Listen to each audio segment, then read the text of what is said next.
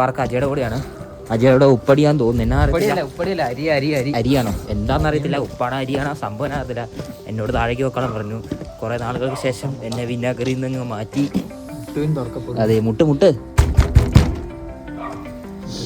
ഇപ്പൊ ഞങ്ങളുടെ ഇത് തുറന്നു തരുന്നതായിരിക്കും.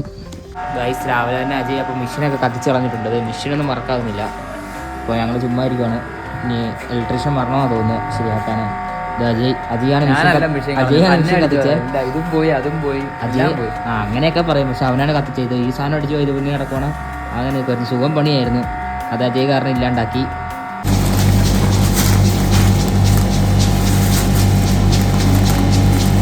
അജയുടെ കൂടെ താഴെ പണിയാലെന്ന് ഓർത്താണ്. കുറച്ച് കഴിഞ്ഞപ്പോൾ എന്നെ അവിടെ നിന്ന് കയറ്റി വിട്ടു. എന്നോട് പറഞ്ഞു തന്നെ അതേപോലെ തന്നെ വിനാഗിരി വന്ന് അടിച്ചോളാൻ പറഞ്ഞു. എന്നെ അവിടെ നിന്ന് കയറ്റി വിട്ടു. അജയുടെ കൂടെ ചില്ലടിച്ച് പണിയാലെന്ന് ഓർത്തു. പക്ഷെ അത് സാധിച്ചില്ല.